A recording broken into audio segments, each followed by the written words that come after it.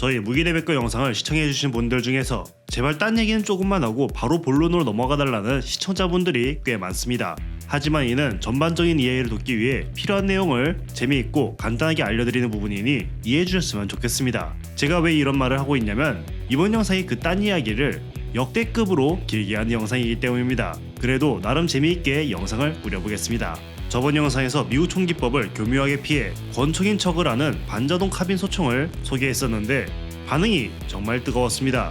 그런데 한편으로는 이런 생각이 들지 않습니까? 왜 미국 총기 브랜드들은 이렇게 법을 교묘하게 피해서 소형 반자동 카빈을 권총이라 우기기도 하고 개머리판을 만들어 놓고는 엉뚱하게도 팔에 끼우는 장비라면서 판은 이상한 행각을 벌이는 걸까요? 이는 복잡한 이해관계가 얽혀있고 미국 총기법에 대해 세부적인 이해가 필요합니다. 그 중에서도 NFA 같은 총기 규제법에 대해 말이죠. 저번 시간에는 대충 뭉뚱그려 넘어갔지만 이번 시간에는 조금 더 자세히 이야기해보겠습니다. 물론 미국 총기법은 주마다 조금씩 다르기도 하고 완전 천지 차이인 주도 있습니다만 이번 영상에서 주마다 따로 다루기에는 영상이 너무 길어지게 될 것 같아 미국은 전반적으로 이런 분위기구나 하고 넘어가주세요. 흔히 미국을 두고 총기의 나라로 부르면서 총기에 대해 자유로운 나라라고 생각하지만 반은 맞고 반은 틀린 말입니다. 사실 총기의 자유를 보장한다는 것 자체가 대부분의 나라와 비교조차 불가한 거긴 하지만 그만큼 총기 관련 범죄와 사고가 빈번하게 발생하기 때문에 다른 나라보다 강력하고 디테일한 조항을 가진 총기법을 가지고 있으며 여러 가지 기준으로 총기를 분류하고 통제하는데요. 세상에는 다양한 분류의 총기가 있지만 타 총기에 비해 강력한 위력을 가지고 있는 소총이나 샷건 같은 총기는 당연히 엄격하게 통제되어야 할 것입니다. 몇 가지 예를 들자면 소총의 총열은 16인치 이상이 되어야 하며 샷건은 18인치 이상의 총열을 가지고 있어야 하는 기준이 있습니다. 소총의 경우 더 짧은 소총을 소유하고 싶다면 $200의 인지세까지 추가로 지불해야 하며 명중률이 뛰어나고 한 발의 위력이 강해 살상력이 높은 소총은 악용의 위험이 상대적으로 더 높기 때문에 몸에 지니고 다닐 수도 없고 차량으로 총기를 이동할 때에도 손에 닿을 수 있는 운전석이나 조수석 그리고 후면 좌석 등에 총기를 보관할 수조차 없습니다. 무조건 트렁크 같은 바로 총기에 손을 뻗어 접근할 수 없는 외진 곳에 총기를 보관해야 하는 거죠. 하지만 그럼에도 짧은 총열을 가진 소형 라이플에 대한 수요는 존재하기 마련입니다. 권총만 들고 다니기에는 최근 들어 방탄조끼 같은 방어 장비의 가격이 대폭 낮아져 상당히 많이 보급화된 터라 권총 같은 소화기의 화력 부족이 더욱 체감될 수밖에 없을 겁니다. 화력 이야기가 나와서 말인데 만약에 범죄자가 들고 있을 때 가장 무서운 총기가 어떤 총일까요? 아무래도 한 방에 강력한 샷건이나 여러 발의 탄화를 순식간에 쏘아내는 연사가 되는 소총이 가장 위험하지 않을까요? 이런 이유에서 미국은 연사가 되는 소총이나 샷건에 많은 제한을 두고 있습니다. 아까도 언급했던 샷건의 총열이 18인치보다 짧으면 안 되는 이유가 외투 등으로 샷건을 감추고 다니지 못하게 하기 위함인 것처럼 말이죠. 그럼 여기서 잠깐 정리하고 넘어가겠습니다. 샷건의 경우에는 18인치보다 짧은 총기는 등록조차 못하고 소총은 연사가 되는 순간 굉장히 까다로운 규제가 있기 때문에 속 편히 구매하려면 반자동 소총을 구매하는 게 현명하죠. 심지어 샷건이나 소총 같은 강력한 총기는 설령 구매했더라도 평상시 들고 다니지도 못하고 차량에도 멀리 두어야 합니다. 하지만 최근 들어 방탄 장비의 가격이 대폭 낮아지면서 여기저기 보편화되자 권총 같은 소화기로는 화력이 부족하다고 충분히 생각할 수도 있는 것이죠. 하지만 권총에는 많은 장점이 있는데요. 권총은 자신의 몸을 보호하는 성격이 강한 덕분에 많은 혜택을 가지고 있습니다.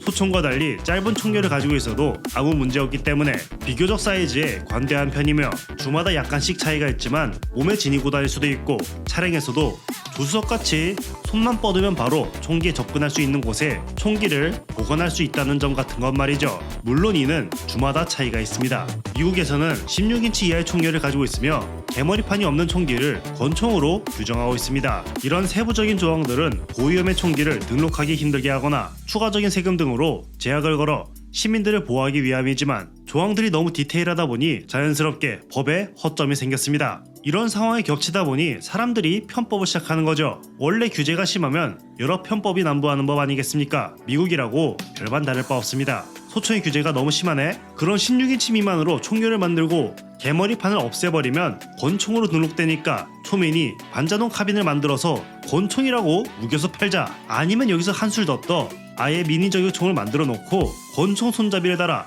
또 권총이라 우기자 샷건으로는 답이 안 나오니까 법망을 요리조리 피해 아예 규격이 없는 새로운 샷건을 만들어 판매하자는 등의 신박한 결론에 도달하는 것이죠. 그렇다면 연사화기의 대명사인 기관총은 어떨까요? 이게 좀 재미있는데 당연하게도 기관총은 연사화기인 관계로 통제되어야 맞지만 연사 기능을 삭제한 단발 기관총이라면 민수용으로 구매가 가능합니다. 기관총을 단발로 사격하고 있는 것이 모양 빠지긴 하지만 아무튼 구매가 가능하죠. 한 가지 재미있는 점은 기관총 금지법이 시작된 해가 1986년도부터이기 때문에 그 이전에 생산된 기관총은 제한적인 범위 내에서 구입이 가능하긴 합니다. 하지만 희소성과 거래가 가능하다는 특수성 때문에 가격이 천정부지로 치솟아 정말 부르는 게 값인 상황이라서 정상적인 거래가의 10배 정도의 가격으로 거래가 되는 상황이고 돈이 있더라도 구하는 게 그렇게 쉽지 않은 상황이라 하더군요. 이야기가 나온 김에 내용을 추가하자면 미국에서 제한하는 것이 비단 총기뿐이 아니라 일부 악용의 위험이 있는 액세서리 역시 제한하고 있습니다. 일단은 개머리판에 대해 이야기해볼까요? 당연히 소총이나 샷건 등에 장착된 개머리판은 아무런 문제가 없습니다.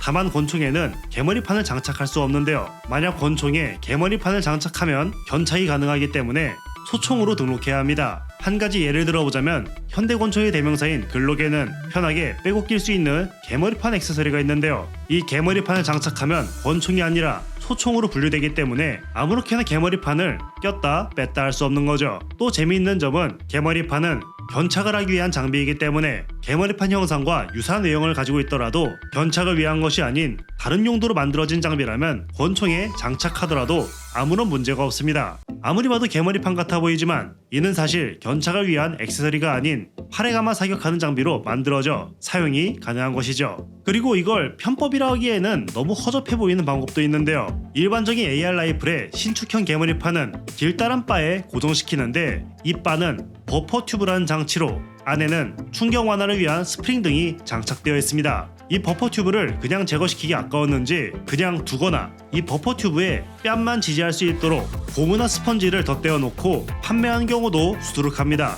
굉장히 엉성해 보이긴 하지만 이렇게 판매하더라도 합법입니다. 이외에도 소음기 역시 까다로운 규제 액세서리인데요. 미국도 옛날에는 아무런 규제가 없어서 이웃에게 소음 피해를 주지 않고 편하게 사격하기 위한 액세서리로 인기가 많았지만 범죄에 악용되면서 소음기는 까다로운 규제의 대상이 되었습니다. 자, 이만하면 앞으로 소개할 총기를 이해하는데 큰 문제가 없을 정도의 지식을 습득한 것입니다. 여기까지가 이번 주제의 서론에 해당하는 부분이었습니다. 여러분들께서 그토록 기다리신 총기 소개는 다음 시간에 이어가겠습니다. 사실 이 주제로 영상을 만들고자 했을 때부터 이렇게 될 줄 알았습니다. 그냥 총기만 보여드리면 저번 영상과 다를 바 없어질 테니까요. 다음 후속 영상도 빠르게 준비할 테니 기다려주시면 감사하겠습니다. 이번 영상 여기까지고요.